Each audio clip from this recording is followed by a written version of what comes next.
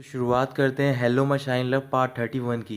रियोरान अपनी कंपनी में होती है और वहाँ पर स्टाफ मेंबर के साथ वो कुछ आइडियाज़ डिस्कस कर रही होती है ताकि वो सेडा को प्रमोट कर सके।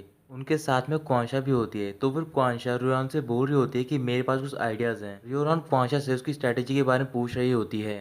फिर क्वांशा उसे अपना प्लान बताती है और वो सारे मेंबर्स को प्लान बहुत ज़्यादा पसंद आता है।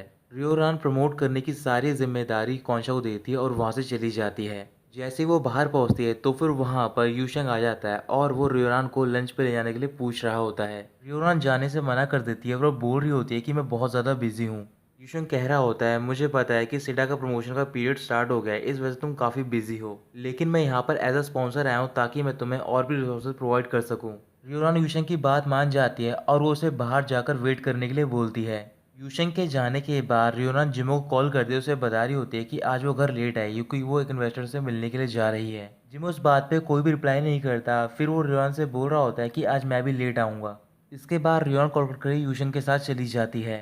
जिमो के ऑफिस में उसका मैनेजर आता है। फिर जिमो उसे एक फ़ाइल दे रहा होता है और बोल रहा होता है कि तुम्हें ये फ़ाइल सैमंथा को देनी है। मैनेजर जाने से मना कर देता है और वो जिमो को बता रहा होता है कि सैमंथा कल रात से यहीं पर काम कर रही है और मैं उसे डिस्टर्ब नहीं करना चाहता हूँ।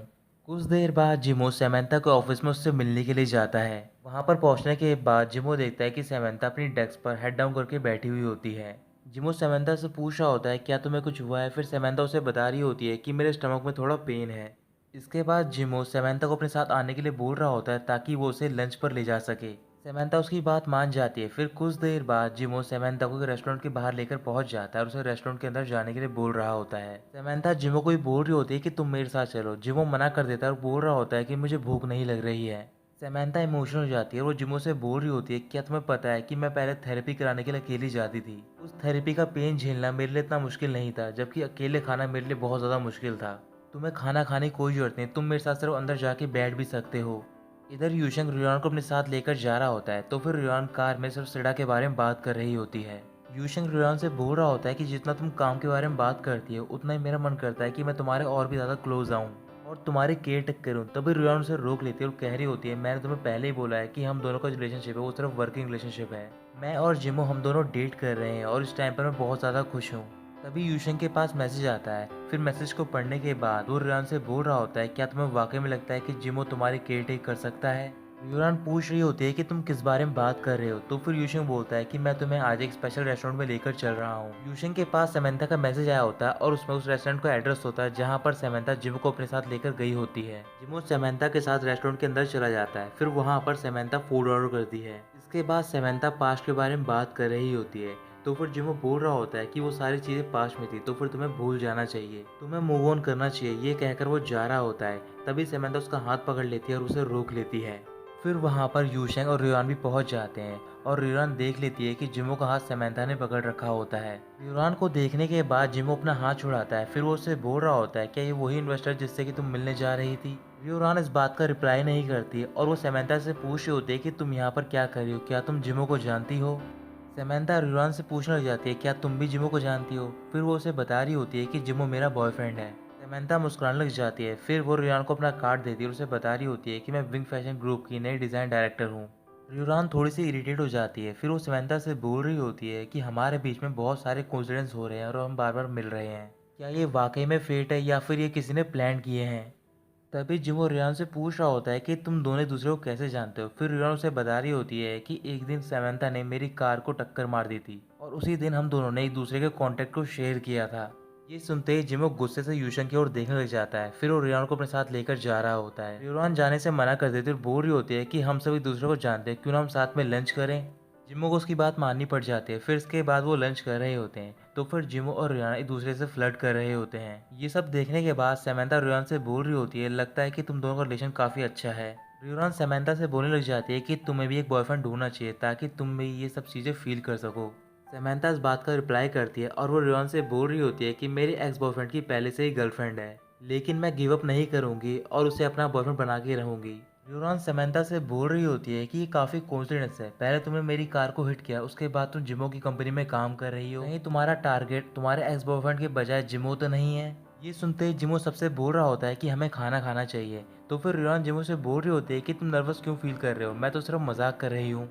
ये कहने के बाद रियोन वहाँ से चली जाती है और उसके पीछे पीछे जिमो भी चला जाता है। फिर रात को वो दोनों घर पे पहुंचते हैं तो फिर रियोन काफ़ी गुस्से में होती है। फिर जिमो उससे पूछ रहा होता है कि तुमने मुझे क्यों नहीं बताया कि तुम्हारे कार की टक्कर हुई है। रियोन पूछने लग जाती है कि तुमने मुझे क्यों नहीं बताया कि तुम्हारे ऑफिस में एक नई डिज़ाइन डायरेक्टर आई है। जिमो कह रहा होता है ये तो नॉर्मल सी बात है और मैं यही चाहूँगा कि तुम आगे से सैमंथा को कॉन्टैक्ट मत करो। रियोन इस बात के लिए नहीं मान रही होती है तो फिर जिमो बोल रहा होता है कि सैमंथा के स्टमक में पेन हो रहा था, इस वजह से मुझे लंच पर लेकर गया था। तुम भी तो यूशन के साथ लंच करने के लिए आई थी बट तुमने मुझे नहीं बताया इस बारे में।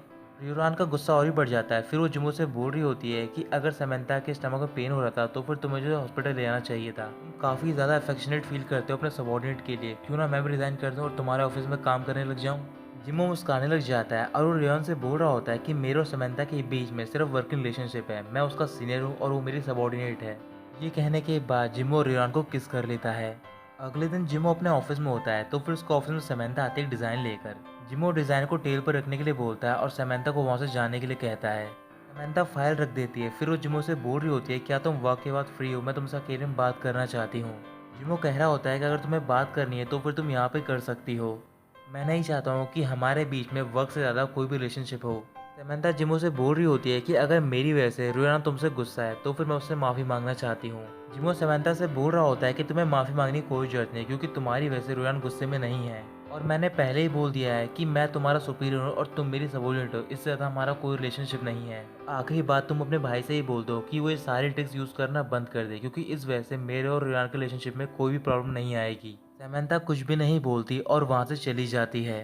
रियोरान चेनफे के घर पे होती है और वहाँ पर वो उसे समंथा के बारे में बता रही होती है। सारी बात सुनने के बाद चेनफे रियोरान से बोल रही होती है मुझे लगता है कि उस लड़की ने इनिशिएटिव लेना स्टार्ट कर दिया है तो फिर तुम्हें भी कुछ करना चाहिए। वहाँ पर अली भी होता है तो फिर वो रियोरान से बोल रहा होता है कि तुम्हें चेनफे की बात नहीं सुननी चाहिए। रियोरान नहीं मानती और वो चेनफे से बोल रही होती है कि मैं सॉलिडारिटी डिक्लेयर करने जा रही हूँ। कुछ घंटे बीतने के बाद समंथा पार्किंग लॉट में होती है। जैसे ही वो अपनी कार लेकर जा रही होती है तभी रियोन अपनी कार लेकर वहां पर पहुंच जाती है और वो उसे रोक लेती है। फिर वो दोनों कार से बाहर निकलते हैं तो फिर समंथा रियोन से पूछ रही होती है कि तुम यहाँ पर क्या कर रही हो। रियोन समंथा से बोल रही होती है कि जितने भी कोइंसिडेंस हमारे बीच में हुए हैं वो तुमने जानबूझकर किए हैं ताकि तुम जिमो से मिल सको और मैं तुम्हें यहाँ पर वार्न करने के लिए आया हूँ, जो चीज़ तुम्हारी नहीं है उसे तुम्हें टच नहीं करना चाहिए। फिर समंथा बोल रही होती है क्या तुम्हें पूरा यकीन है कि वो चीज़ तुम्हारी जिसे कि मैं टच करने जा रही हूँ। और वैसे तुमने एक चीज़ का बिल्कुल ठीक पता लगाया कि मैं जिमो को पसंद करती हूँ। वैसे भी जिमो बहुत ही अच्छा लड़का है तो फिर कई सारी लड़कियां हैं जो कि उसे एडमायर करती हैं। ये तो नॉर्मल है और ये एक बैटल की तरह है, तुम्हें मेरे साथ और भी राउंड खेलने पड़ेंगे। लेकिन तुमने बहुत ही जल्दी अपनी कामनेस खो दी, क्या तुम गिल्टी फील कर रही हो? तुम्हें डर लग रहा है कि मैं जिमो को तुमसे दूर लेकर चली जाऊंगी, या तो तुम जिमो पे ट्रस्ट नहीं करती हो। रियोरान गुस्से में बोल रही होती है कि पहली बात तो ये है कि मैंने जिमो पे कभी भी डाउट नहीं किया है और दूसरी बात ये है कि तुम कुछ भी कर लो जिमो मुझे छोड़कर नहीं जाएगा। समंथा बोल रही होती है कि ये बिल्कुल ठीक बात है, अगर वो तुम्हारा हुआ मैं कितना भी ट्राई कर लूँ वो तुमसे दूर नहीं जाएगा। अगर वो पहले से ही मेरा हो तुम कितना भी ट्राई कर लो वो तुम्हारे पास नहीं रुकेगा। ये कहकर वो वापस जा रही होती है। फिर वो अपनी कार का डोर ओपन करती है और वो रेयान से बोल रही होती है कि ये गेम तो मैं ही जीतूंगी। ये कहकर वो चली जाती है। अगले दिन तोंग तोंग कंपनी में होती है। फिर उसके पास डायरेक्टर का कॉल आता है और वो उसे बता रहे होते हैं कि शूटिंग पर सॉन्ग जियो नहीं आया है। कुछ देर बाद तोंग तोंग डायरेक्टर से मिलने के लिए जाती है शूटिंग लोकेशन पे और वहाँ पर वो माफ़ी मांग रही होती है सॉन्ग जियो के बिहाफ पर। डायरेक्टर तोंग तोंग से बोल रहा होता है क्या तुम्हें पता है कि ये ड्रामा पूरा सॉन्ग जियो पे ही डिपेंड करता है। हमने शूटिंग के पीरियड साइकिल को भी छोटा कर दिया और तुम चाहती हो कि सॉन्ग जो दोबारा ऐड करे वो भी इतनी जल्दी। अगर वो ऐसे ही शूटिंग को डिले करता रहा तो फिर मैं आगे उसे कभी कास्ट नहीं करूँगा। टोंगटोंग डायरेक्टर से बोल रही होती है कि आपको पता है सॉन्ग जो कितना पॉपुलर एक्टर है, अगर वो रोल नहीं करेगा तो फिर बॉक्स ऑफिस की गारंटी कौन देगा। ये कहकर तोंगतोंग वहाँ से चली जाती है। रियो रॉन एक स्पॉन्सर से मिलने के लिए जाती है उसके ऑफिस में। जैसे ही स्पॉन्सर रियोन को देखता है वो वहाँ से भाग रहा होता है। रियो रॉन उसे रोक लेती है और उससे बोल रही होती है कि अगर तुम यहाँ से चले जाओगे तो फिर मैं हर रोज़ यहाँ पर आऊँगी, मुझे सिर्फ आज तुम्हारे 5 मिनट चाहिए। स्पॉन्सर उसकी बात मान जाता है। फिर रियो स्पॉन्सर से सिडा के प्रमोशन वीडियो के बारे में बात कर रही होती है। तो दोस्तों यहीं खत्म होता है ये पार्ट।